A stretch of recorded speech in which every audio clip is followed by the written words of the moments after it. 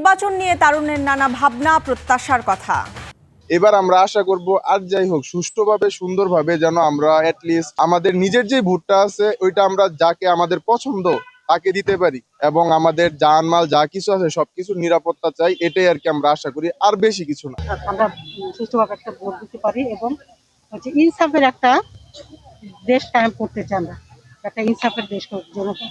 আমরা আশা রাখি আগামীতে আমাদের যে যোগ্য প্রার্থী, আমাদের পছন্দের প্রার্থীকে, আমাদের পবিত্র আমানত ভোট আমরা আমাদের পছন্দের প্রার্থীকে দিতে পারবো, এটাই আমরা আশা রাখি। প্রার্থী নির্বাচন করতে চাই ভালো, দেশের কি করে উন্নয়ন করবে, মানুষের উন্নয়ন করবে, মানুষের খারাপ দিকটা একটু বিবেচনা করবে, মানুষের কোনো ক্ষতি না হয় সেদিকটা।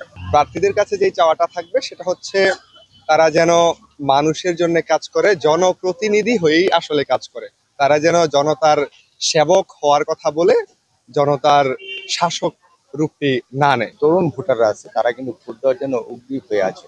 আমরা মনে করি যে এই 12ই ফেব্রুয়ারি যে নির্বাচন হবে, বর্তমান সরকার যে একটা অবাধ, সুষ্ঠু, নিরপেক্ষ এবং শান্তিপূর্ণ ভাবে যেন সেই নির্বাচনটা হয়, সে এটাই প্রত্যাশা। একটা সুষ্ঠু এবং সুন্দর নির্বাচনের জন্য মানে এটা এরকম পরিবেশ দরকার যেন সাধারণ মানুষ যাইয়া লাইনে দাঁড়াইয়া ভোট দিতে পারে। নতুন ভোটার হিসাবে আমার যেটা মনে হয় যে বাংলাদেশের যে গতানুগতিক রাজনীতি, এই রাজনীতির একটা পরিসমাপ্তি হোক। একটা সুষ্ঠু, সুন্দর এবং লেভেল প্লেইং একটা ভোট হোক, যেখানে আপনার আপামর জনসাধারণ, গরিব দুঃখী এবং সর্বসাধারণ যেন তার নিজের প্রার্থীকে ভোটটা দিতে পারে। দীর্ঘদিন পর এমন একটি নির্বাচন অনুষ্ঠিত হতে যাচ্ছে।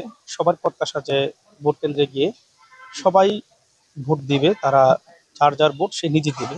24-এর গণ অভ্যুত্থানের চেতনায় উদ্বুদ্ধ হয়ে একটা সুন্দর এবং একটা সন্ত্রাসমুক্ত বাংলাদেশ চায়। প্রার্থী যেই হোক না কেন, আমরা সুষ্ঠুভাবে ভোট দিতে চাই, এটা আমাদের প্রত্যাশা। আমাদের প্রত্যাশা বর্তমান গভর্নমেন্টের প্রতি যেন হুমকি দুমকি দিয়ে যেন জনগণের প্রতি কোনো এমন একটা ভীতিকর পরিবেশ সৃষ্টি না করে, যাতে করে জনগণ ভোট দিতে আসতে না পারে এমন একটা পরিবেশ ইতিমধ্যে চেষ্টা করা হচ্ছে কোথাও কোথাও, সেটা আমরা লক্ষ্য করছি। এই বছর আপামর জনগণ তাদের যে ভোট বিপ্লব, এই ভোট বিপ্লবের মাধ্যমে বড় ধরনের একটা পরিবর্তন আনতে পারবে।